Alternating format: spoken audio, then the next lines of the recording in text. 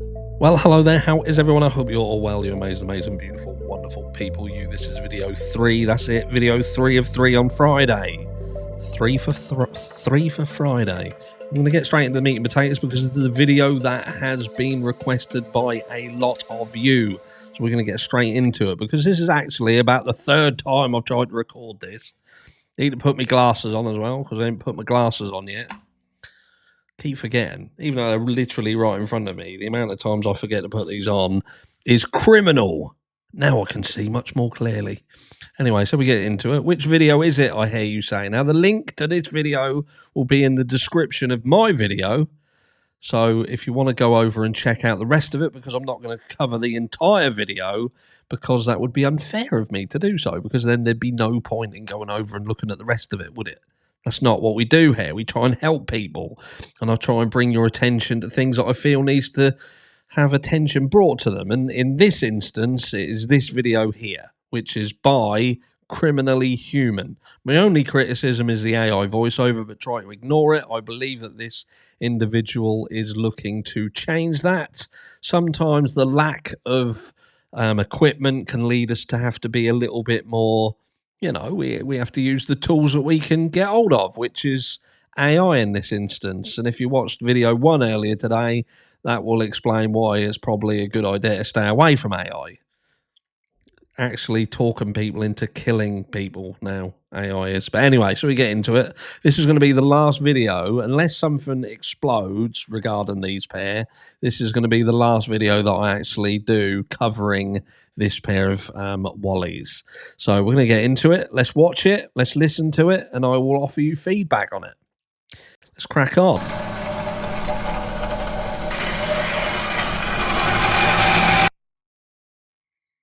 Bit of fair use there, bit of fair use. Welcome back to Criminally Human, where the truth has no filter, and where we're not afraid to rip the mask off a narrative that never made sense. Before we begin, let's clear something up. Yes, I'm well aware someone pled guilty to these crimes. In case you missed the title of this video, or just clicked so you could argue in the comments later, let me spell it out for you. We're not talking about Brian. We are talking about the so-called survivors, and all you sheep who keep throwing around the word trauma. This is about shining light on the ones who actually experienced it, and the ones who have to live with it every single day. So there. I'm happy that other people get shit as well. Do you know what I mean? It drives me insane. But you get shit every day, and you can't avoid it. You can't avoid it. Do you know what I mean? If you're covering whatever you're talking about, you're going to get people in the comments that are attacking you. And I just ignore it now. Literally ignore it. And if it's absolute pointless, then I'll just delete them. Oh, I just saved you 10 minutes of frowning at your screen while you cook up a stupid comment. They'll still do it. Everyone wants to talk about trauma, about survivors, about the two who walked away from that house with their silence and their excuses. But let's be real. Trauma isn't about a spotlight. Trauma isn't about picking and choosing when to speak and when to hide. Trauma is about scars that you don't choose, scars you can't shake. What I have got to bring up initially, right, and I think it's important to understand, is we don't know how they've been affected by what has happened. We don't know that. We can guess, we can speculate, but reality is we don't know. We don't know, and it would be unfair and it would be disingenuous of me to pretend that I know how these two individuals were affected by what happened. The issue that you have here is that the story that they're telling, or that they've told, has been manipulated and changed so many times that it's very hard to determine exactly what they did go through, because this is about cause and effect. You can't suffer from trauma unless you were traumatized.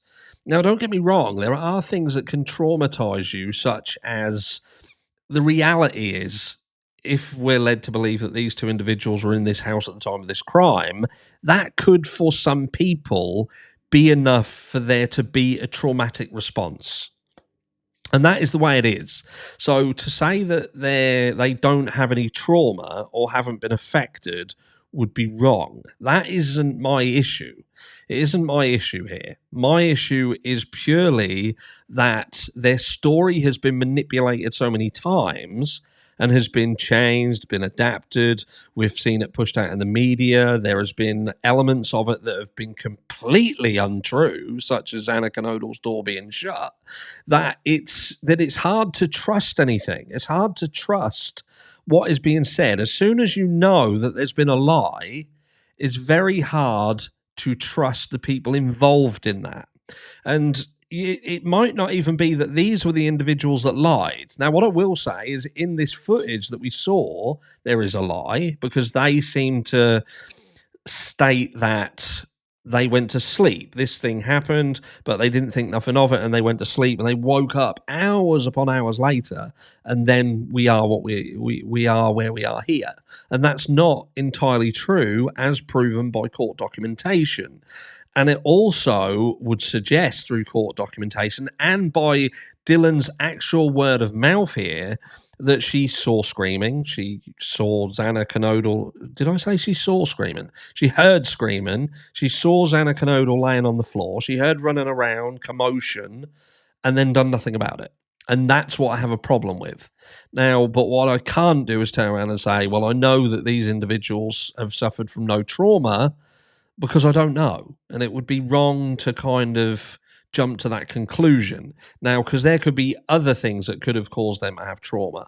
And that is that they could just be fucking stupid, and their lack of action on that night could have potentially led to more people dying than perhaps should have done in the first place. And then you've got kind of a guilt of, hold on, did my lack of understanding on that night lead to someone dying who perhaps wouldn't have? There could be some of that. I don't know. But I'm just interested in talking about the facts. And yeah, let's carry on. Come from being forced to see and live through hell. And while the media props up Ms. Tooth and No Tears as the poster children Tooth and No Tears. To be fair, though, that just represents one of them, Tooth and No Tears. That's Bethany Funke, isn't it? Because she's always got toothache, and she doesn't seem to be that upset about things. When they went to question her, the first thing she actually said was, can I fuck off home? Can I still go home? This ain't going to hold me up, is it? Whatever's happened here, that ain't going to fucking delay my plans, is it? So, yeah, I don't know. The other one is kind of the drama queen. Drama queen and toothy, no tooth, blah ass. I don't know. victimhood. The reality is, they've had more shine in this story than they deserve. So let's call them what they are. Two people. And money. A lot of money as well. Don't forget, 105 grand or 110 grand and keep counting on Bethany Funke. Not the Bethany Funke, Dylan Mortensen, sorry. That's a lot of wedge. That's a lot of wedge based on the fact that that seems to have just stemmed from her performance, statement in court. And yeah, she got paid for it. She's going there acting with that sort of money. Do you know what I mean? She literally, done 45, 60 seconds and made 100 grand out of it. Skill. Walked away with selective trauma, while everyone else was left to carry the real weight of this nightmare. Think about the timeline. Hours went by. Hours. During those hours, they picked up their phones, but not to dial 911. They called friends. They texted. They waited. And by the time... And that's the issue, isn't it? That's where you go from a traumatic response situation. You're saying that these suffered from trauma. So they suffered from trauma. What causes trauma? What would have caused trauma on this night? To see or hear something that you paired with an act that traumatized you. And you can't have your cake and eat it here, because you either are in a position where you say, right, they were traumatized because they saw and heard stuff that traumatized them. But then where would that escalate to? Surely being involved in a traumatic event and being aware of it being a traumatic event would at some point lead to a call to 911. When in fact that's not what we see here. We in fact see almost a diversionary tactic, which would lead them to call somebody else and tell them to come over. Which, if you also factor in that a neighbour had stated that the front door was open, which these two would have had immediate access to outside Bethany Funke's door, because they're on the same level as the front door. So if you're traumatized, if you think someone's fucking kicking off here, why would you? I said this the other day. Why would they just not run out of the house? One of them's already ran from upstairs to downstairs and saw Xana on the way. And then they're downstairs with the front door there. And the front door has apparently been open for hours. That's what a neighbour had apparently stated. So front door open for hours. And yet these two individuals didn't think, well, we can literally walk 10 feet and get out the door and get out of this house. So my conclusion there would surely be that at no point that they were traumatized, that they were in fear, because they're literally feet away from an exit point. This weren't like fucking Granny, the game Granny, where they've got to run around the house and collect things to build a lock to eventually get out. They can walk out the fucking door, but they don't. So this is where you then factor in, hold on a second, how much trauma or a traumatic event were you aware of at that point? Because there's no call to 911. You're feet away from a door. You don't leave. You don't call 911. Do you see what I mean? There's an issue here. You're not put through a prolonged duration of trauma, but there is a prolonged duration of time where they seem to be behaving in a manner that would suggest awareness of something. Because if not, they perhaps would have just gone to sleep. But they didn't. They were on their phones. There was activity on those phones. They were texting. They were messaging other people. They were speaking to their parents or trying to reach their parents. And, you know, again, none of this activity led to a 911 call. And again, you can have an offshoot of that and talk about the fact that these are involved in sororities.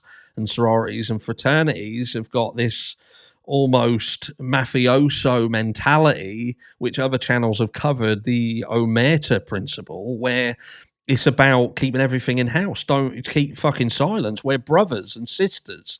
And that is that stuff that happens stays between us. There is a fucking wall of silence here.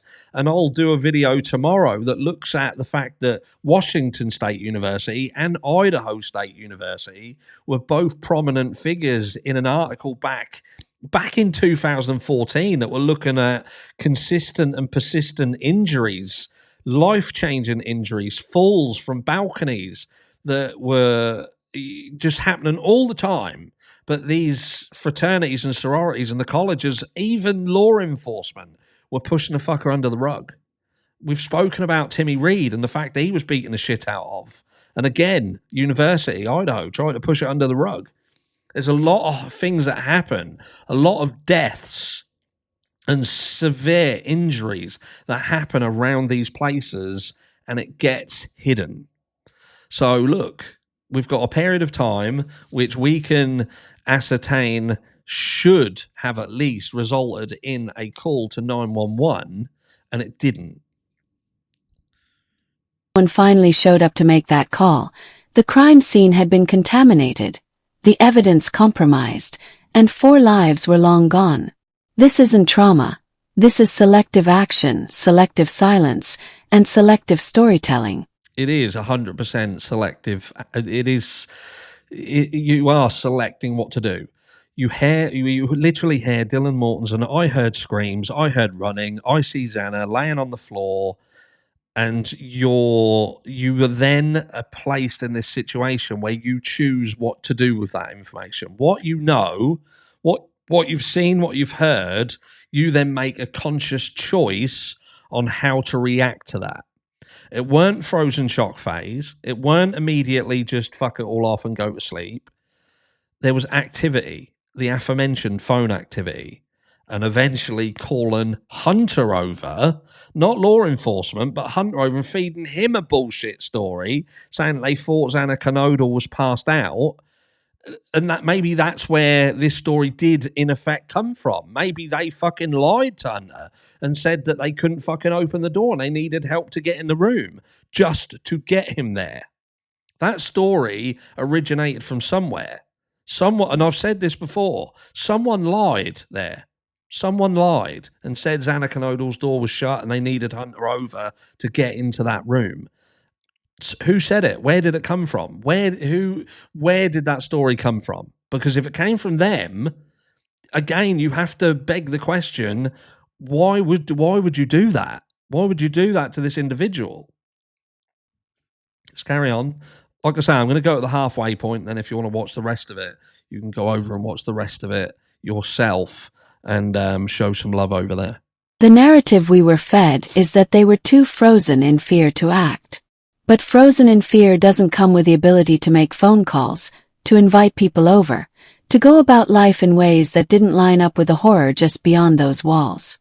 Frozen in fear doesn't come with hours of delay. Frozen in fear doesn't come with contradictions that don't add up. Now let's talk about the friends. The ones who answered those calls. Imagine walking into that house, thinking you're showing up to help someone passed out from drinking, only to find your friends slaughtered. That is trauma. That is something you don't walk away from. And that is if you know something's happened, you know what I mean? If you're in that house and you know something's happened and you thought, I'm not calling 911, I'm going to get somebody else to come over. Like I say, maybe that front door was left open in the hope that someone else would just walk in that house. This is an open house. It was a party house. You would sometimes have parties there, and the people who lived there they weren't even there. People would just fucking walk in by the looks of it and just start partying. I wonder whether that was strategically opened in the hope that someone else would come in and just find the fucking carnage, so the individuals in that house wouldn't have to explain what the fuck was going on. Do you know what I mean? They raise all these questions. These are valid questions. But why would you call someone else over?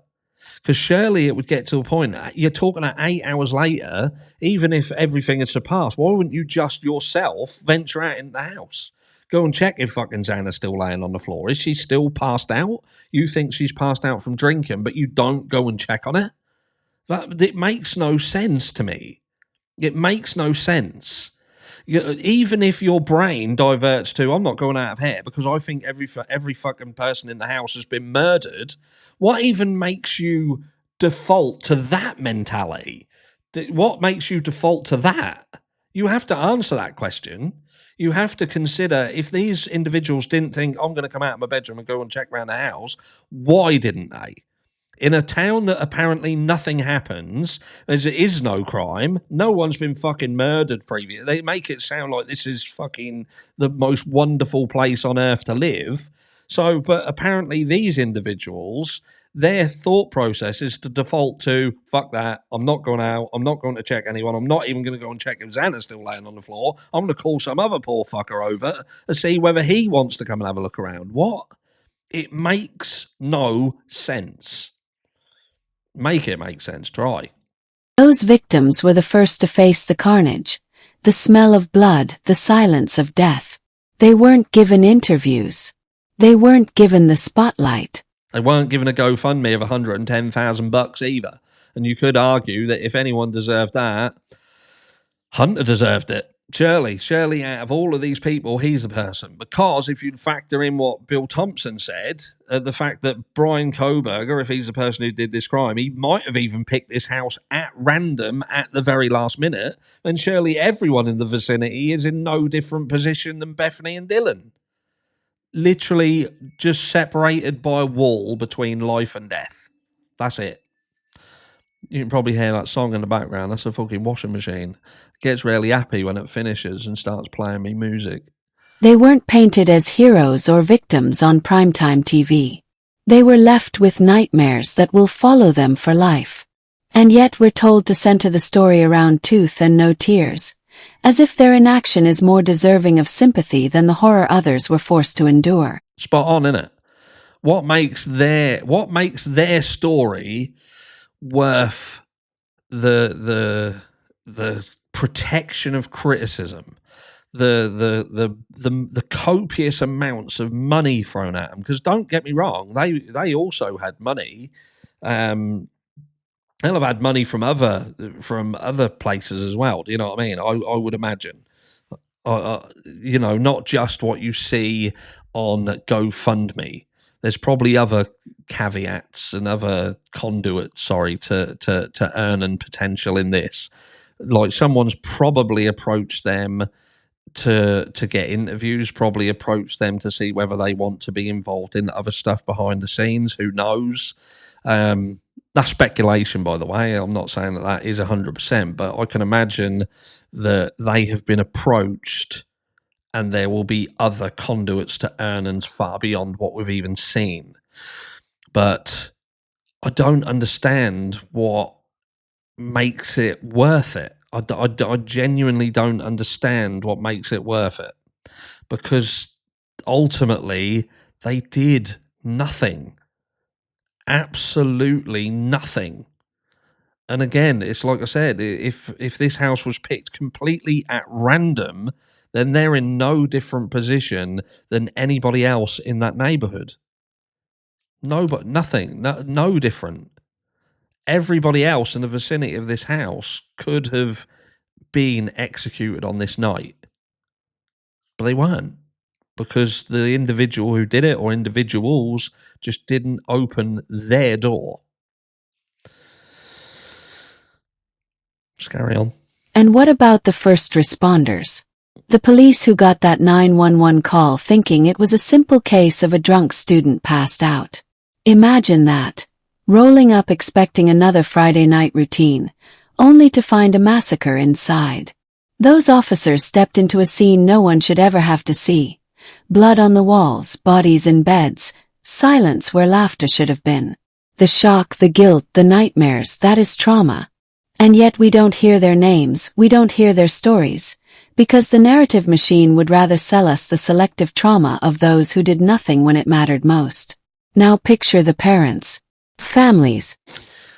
I'm going to leave it there. Because this video is going on. And again, I think that the person who did the video, if you're interested in watching the rest of it, again, the link to this video will be in the description of my video. So head over, show some love, watch the rest of that video. I just wanted to mainly bring your attention to it. And I will conclude now on the Bethany, Funke and Dylan Mortensen situation, because again, unless something breakout comes out and we need to speak about them, I can't continue to. I can't continue to for two reasons, and that is, one, I cannot say, and I don't think anyone can say, whether they've been affected on a mental level by what happens or what happened. I don't think we can genuinely say that, because there's numerous situations here that could have affected them. Even if they've got some knowledge of what happened and they're hiding it, if they are involved in this fraternity and sorority kind of secrecy, this omerta kind of thing, then perhaps they are indeed maybe they're suffering, but that pact means that they can't talk about it, they can't do anything about it. It is what it is. So I don't know. I don't know, and it would be unfair of me to pretend to, because I just don't. But what I can say with utter certainty, and that is that you've got a situation here where you've got two individuals who are apparently in a house that four other individuals were slaughtered. And one of these individuals saw the person who did it. They heard screams, they heard running, they heard thudding around. They saw one of the other housemates, who would later be learned to be deceased and quite badly injured as well. They saw them laying on the floor. They went from their room to another room in the house that was feet away from the front door of the house, and proceeded to do nothing. Nothing at all with respect of what had happened. They were on the phones doing multiple different things, including the aforementioned, and done nothing. Done absolutely nothing. And that, to me, there is no logical explanation for that. No logical explanation whatsoever.